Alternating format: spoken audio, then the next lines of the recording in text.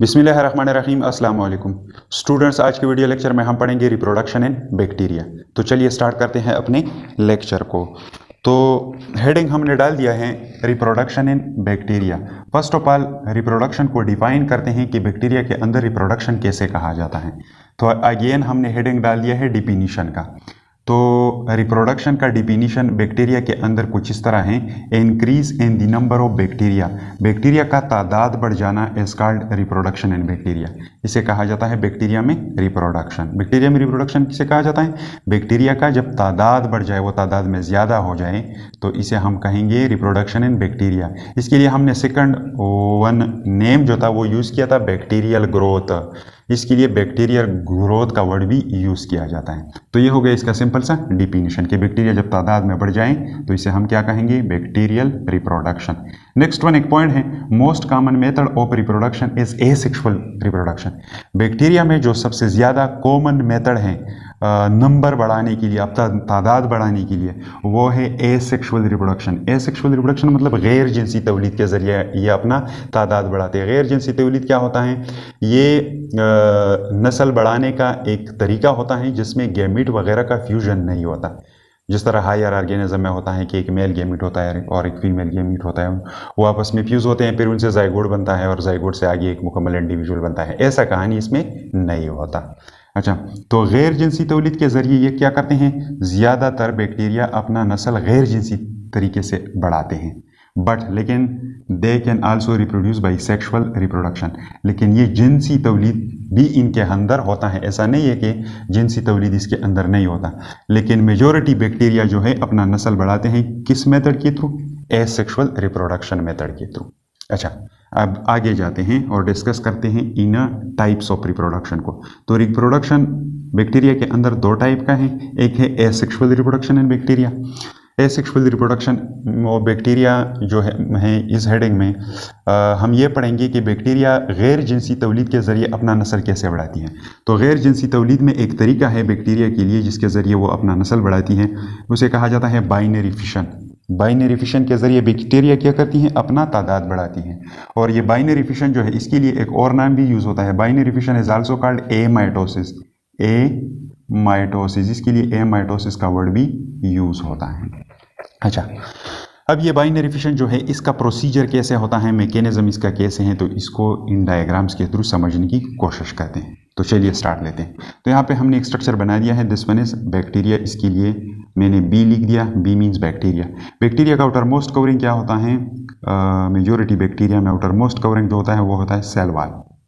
Cell wall के नीचे फिर क्या मौजूद होता है? यहाँ पे सेल वॉल को मैंने ग्रीन कलर से रिप्रेजेंट कर दिया है, और सेल वॉल के नीचे क्या मौजूद होता है जो मैंने यहाँ पे ब्लू कलर से रिप्रेजेंट कर दिया है? दिस वन है सेल मेम्ब्रेन। ये है सेल मेम्ब्रेन इस बैक्टीरिया का।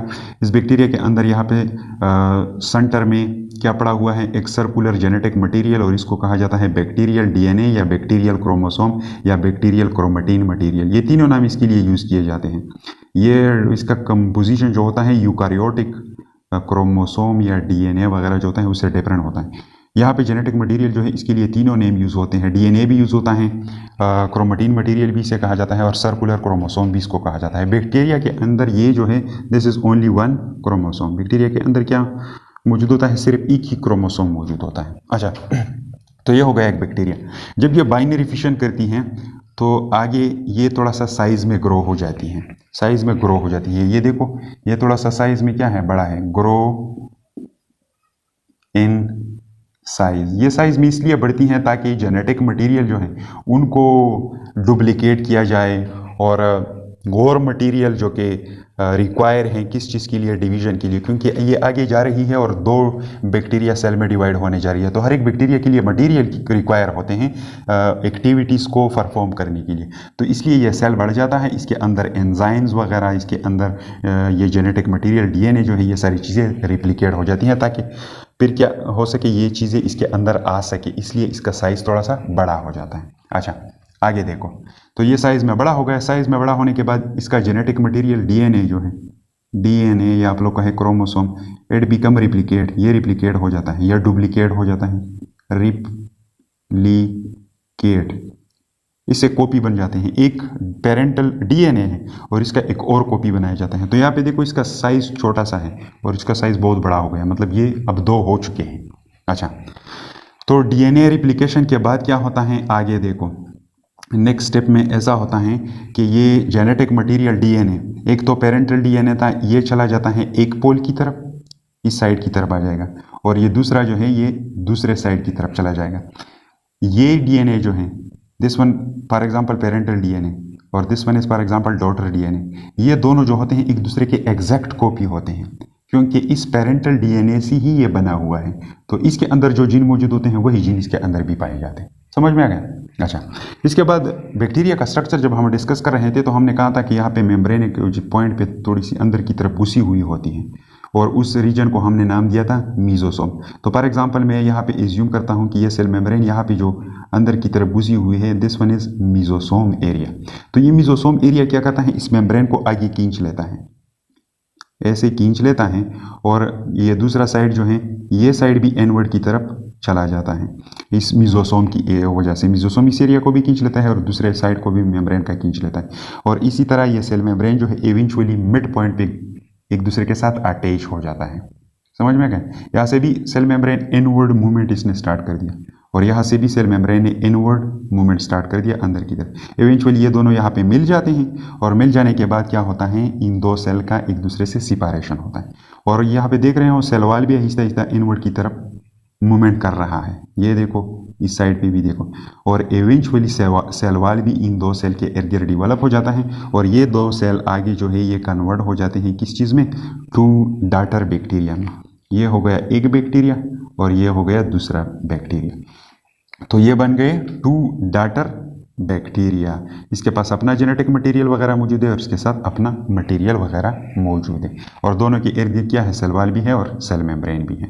ये दो जो होते हैं एक दूसरे के एग्जैक्ट कॉपी होते हैं, दोनों आइडेंटिकल होते हैं। इसके अंदर जो जेनेटिक मटेरियल है वही इसके अंदर भी है, क्योंकि ये क्या है, एक दूसरे के कॉपी हैं। ये एक दूसरे के साथ भी आइडेंटिकल होते हैं जेनेटिकली, और इस पेरेंटल बैक्टीरिया के साथ भी ये आइडेंटिकल होते हैं, क्योंकि ये इसी से ही बने हुए हैं, इसी के ही कॉपीज हैं, इसलिए इसके अंदर जो जीन थे वही जीन इनके अंदर भी मौजूद हैं।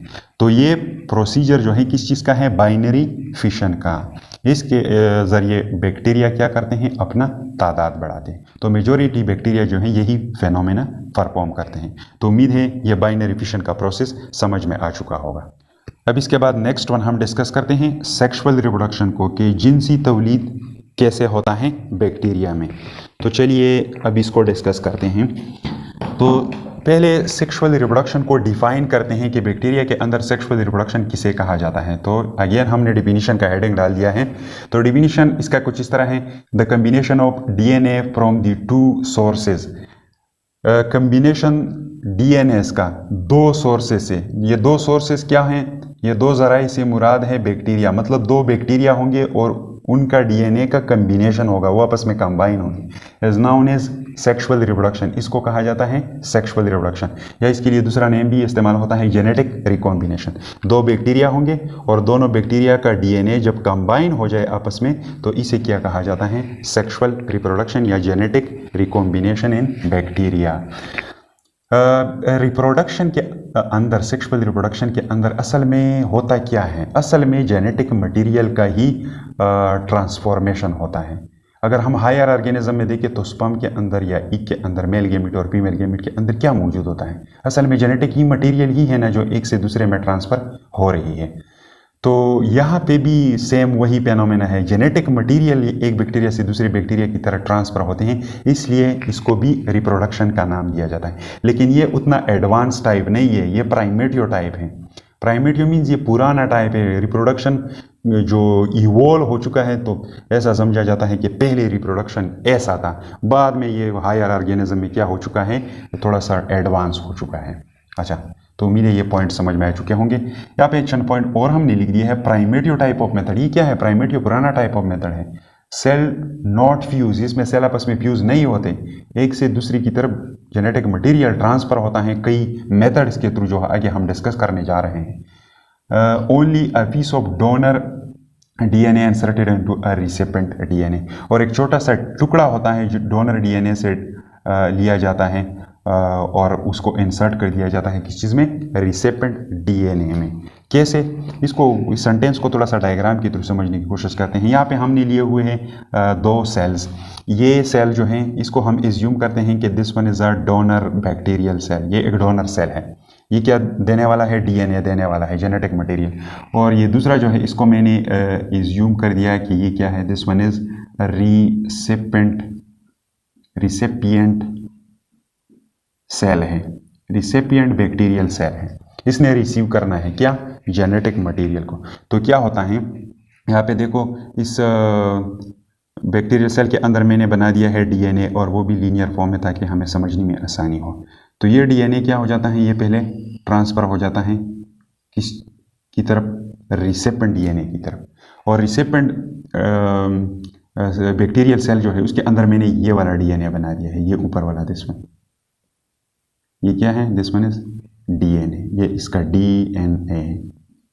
अच्छा, जब ये इसके अंदर ट्रांसफ़र हो जाता है, ये डोनर डीएनए रिसेपेंट के अंदर, तो रिसेपेंट बैक्टीरियल सेल के अंदर यह डोनर सेल वाला डीएनए जो है इसके अंदर क्या पड़े होते हैं, इसके अंदर जीन मौजूद होते हैं। तो ये जीन क्या करते हैं, अपने आप को एक स्पेसिफिक ओरिएंटेशन में लाते हैं। इससे क्या मुराद हुआ, स्पेसिफिक ओरिएंटेशन से क्या मुराद हुआ, स्पेसिफिक ओरिएंटेशन से मुराद ये है कि ये डोनर बैक्टीरियल सेल का जो डीएनए है ये अपने जीन को ऐसे तरतीब देता है ताकि ये क्या कर सके, ये मिल जाए किस चीज़ के साथ, इस रिसेपेंट बैक्टीरियल सेल के डीएनए के साथ, ऐसे कम्बिनेशन में ये आ जाए कि ये फिर आगे क्या कर सके,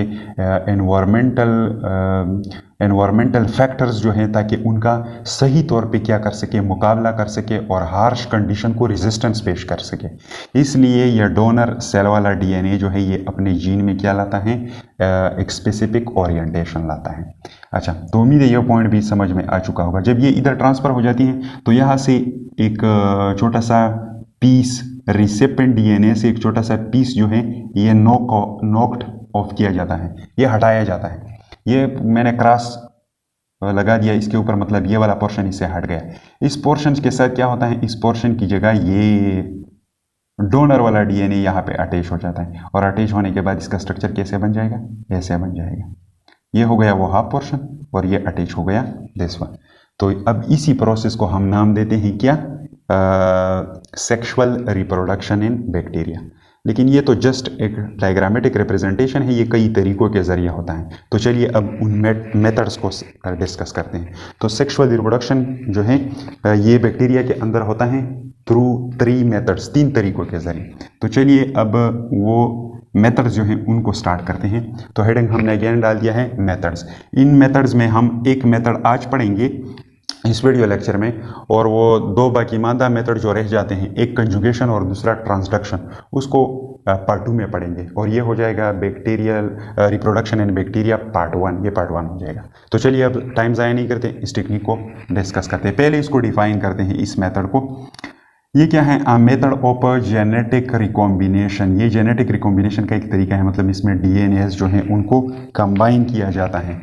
इन विच डीएनए, जिसमें डीएनए फ्रॉम वन बैक्टीरियम, एक बैक्टीरियम से इज एब्जॉर्ब, जज़ब किया जाता है बाय अनदर बैक्टीरियम, दूसरे बैक्टीरिया के जरिए। एक बैक्टीरिया क्या करता है, दूसरे बैक्टीरिया से डीएनए एब्जॉर्ब करता है, due to which the second bacteria, और ये सेकंड बैक्टीरिया जो डीएनए को एब्जॉर्ब कर लेता है, चेंज इट्स फॉर्म, ये तब्दील करता है अपना हालत। अब ये अपना हालत कैसे तब्दील करता है और इसका पूरा प्रोसीजर कैसा होता है, इसको आगे डिस्कस करते हैं। तो इस पे एक साइंटिस्ट ने काम किया है जिसका नाम है फ्रेडरिक ग्रिफ्थ। तो नेक्स्ट हेडिंग हमारा हो जाएगा वर्क ऑफ ग्रिफ्थ। तो ग्रिफ्थ का काम देखते हैं कि ग्रिफ्थ ने इसके ऊपर क्या काम किया था। तो 1928 सेंचुरी में ग्रिफ्थ जो था, इन्होंने उठाया एक स्ट्रेन किस चीज़ का, बैक्टीरिया का, एक टाइप ऑफ बैक्टीरिया इन्होंने उठाया, और वो था स्ट्रेप्टोकोकस निमोनिया। ये स्ट्रेप्टोकोकस निमोनिया जो था, इसके 2 स्ट्रेन्स पाए जाते हैं, मतलब 2 टाइप्स पाए जाते हैं, 2 नस्लें पाई जाती हैं किस चीज़ के, इस स्ट्रेप्टोकोकस निमोनिया के। अब वो 2 टाइप्स कौन से हैं, स्ट्रेन मींस टाइप्स किसमें, तो एक टाइप है आर टाइप स्ट्रेप्टोकोकस निमोनिया। अब ये आर टाइप वाला कौन सा है, ये ऐसे बैक्टीरिया हैं हैविंग रफ कोलोनी। अगर इसको ग्रो किया जाए तो इसका कोलोनी जो होता है वो रफ दिखाई देता है, नॉन कैप्सुलेटेड, ये बैक्टीरिया नॉन कैप्सुलेटेड होते हैं, इसके ऊपर कैप्सूल मौजूद नहीं होता। नॉन वायरुलेंट, और ये डिजीज़ भी काज नहीं करते, इनके अंदर वायरुलेंट एबिलिटी मौजूद नहीं होती। एंड नो निमोनिया, और इससे निमोनिया काज नहीं होती, तो इसको उन्होंने नाम दे दिया आर टाइप। दूसरा क्या था? दूसरा स्ट्रैंड था एस टाइप्स। अब ये एस टाइप कैसे थे? हैविंग स्मूथ कॉलोनीज, इनके कॉलोनीज स्मूथ थे, ये कैप्सुलेटेड थे, वायरुलेंट थे, और वायरुलेंट होने की वजह से काजिज नमूनिया, ये नमूनिया काज करते थे। तो ये हो गए दो टाइप स्ट्रेप्टोकोकस निमोनिया बैक्टीरिया के। अब आगे देखो ग्रिफ्थ का एक्सपेरिमेंटल वर्क, कि ग्रिफ्थ ने एक्सपेरिमेंटल वर्क किया कर दिया था। तो चलिए अब उस ग्रिफ्थ का एक्सपेरिमेंटल वर्क जो है डायग्राम्स के थ्रू समझने की कोशिश करते हैं, ताकि हमें आसानी से समझ में आ सके। तो फर्स्ट ऑफ ऑल ग्रिफ्थ ने एक एक्सपेरिमेंट कर दिया, और इस एक्सपेरिमेंट में उन्होंने क्या कर दिया? इस एक्सपेरिमेंट में उन्होंने उठाया एक मिक्सचर किस चीज़ का? आर टाइप बैक्टीरिया का, मतलब नॉन वायरुलेंट बैक्टीरिया का। ये बैक्टीरिया इन्होंने क्या कर दिए? इन्होंने इंजेक्ट कर दिए किस चीज़ के अंदर? एक माउस के अंदर। ये हो गया एक डिस्पोजेबल सरिंज,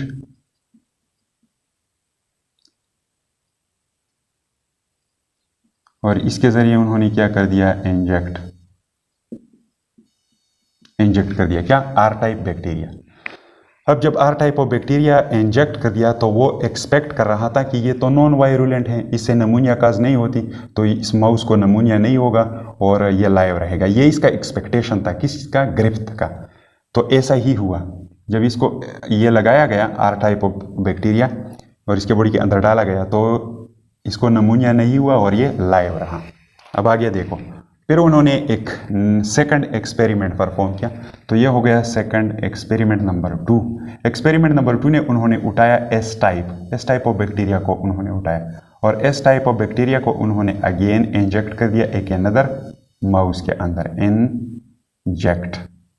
इंजेक्ट कर दिया एक अनदर माउस के अंदर, और यहाँ पे वो एक्सपेक्ट कर रहा था कि इसको नमूनिया काज होगा और ये मरेगा, क्योंकि उसको ये पता था कि ये क्या है? एस टाइप, ये वायरुलेंट है, इससे नमूनिया काज होती है, तो इसको नमूनिया काज हो गया, और अब ग्रिफ्थ के एक्सपेक्टेशन के मुताबिक ये मर गया। यहाँ तक समझ आ गया? अब आगे देखो, आगे उन्होंने एक थर्ड एक्सपेरिमेंट किया।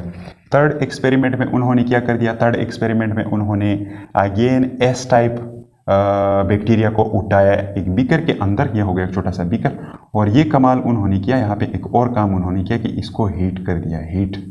हीट के जरिए इन बैक्टीरिया को किल कर दिया। तो ये क्या हो गए?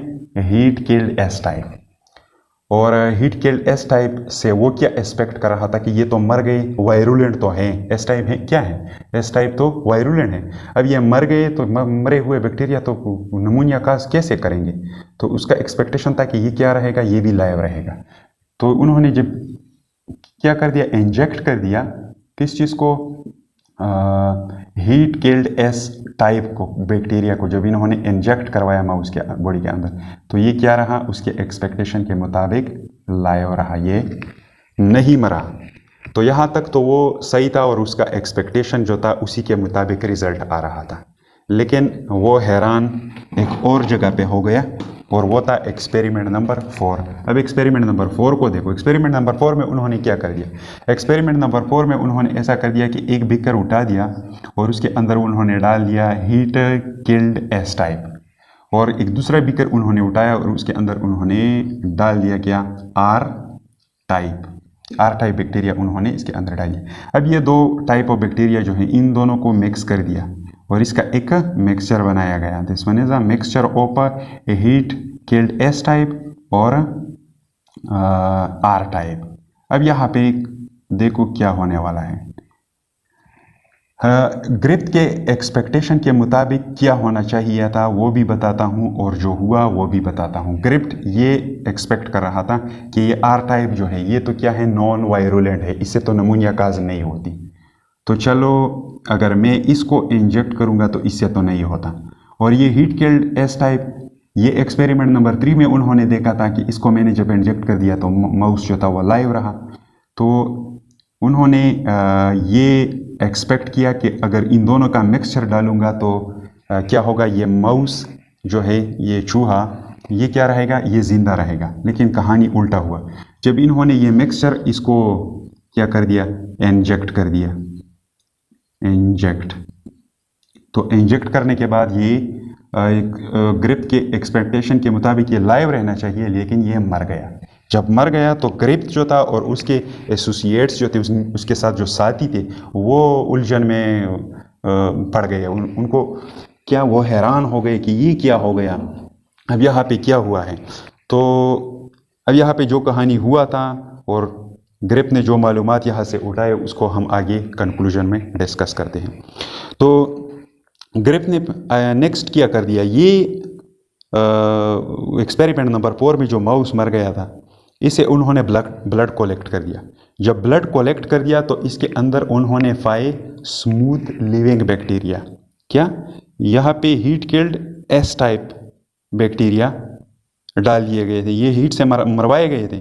लेकिन जब उन्होंने कंक्लूजन देखा लास्ट में, जब उन्होंने पोस्टमार्टम किया इस बैक्टीरिया का और इससे ब्लड उठाया और ब्लड को देखा, तो from experiment number 4 he collect smooth living bacteria, इन्होंने इस ब्लड से स्मूथ लिविंग बैक्टीरिया कलेक्ट कर दिए।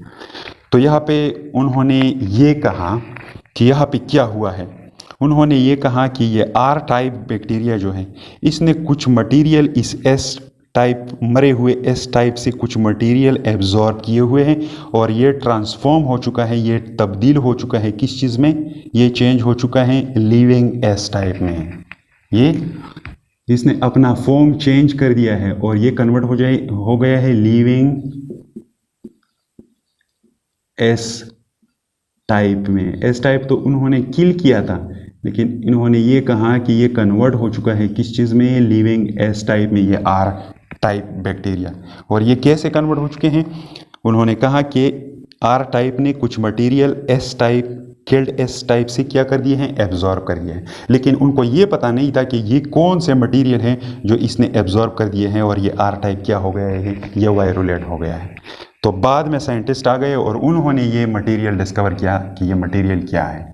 तो बाद में कौन आ गए, 1944 में एक साइंटिस्ट था जिसका नाम था एवरे, और उसके साथ कोवर्कर्स थे, साथी थे, शोड, उन्होंने दिखाया that such transforming material was DNA, कि ये मटेरियल जो एस टाइप से एब्जॉर्ब हो चुका है आर टाइप में, ये मटेरियल कौन सा मटेरियल है, ये डीएनए है।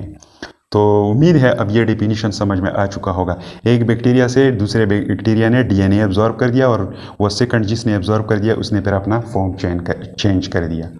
तो ये था ट्रांसफॉर्मेशन मेथड, और इसको सेक्सुअल रिप्रोडक्शन का एक मेथड माना जाता है, क्योंकि इसमें क्या हुआ है, जेनेटिक मटेरियल का एक बैक्टीरिया से दूसरा बैक्टीरिया की तरफ ट्रांसफ़र हो चुका है।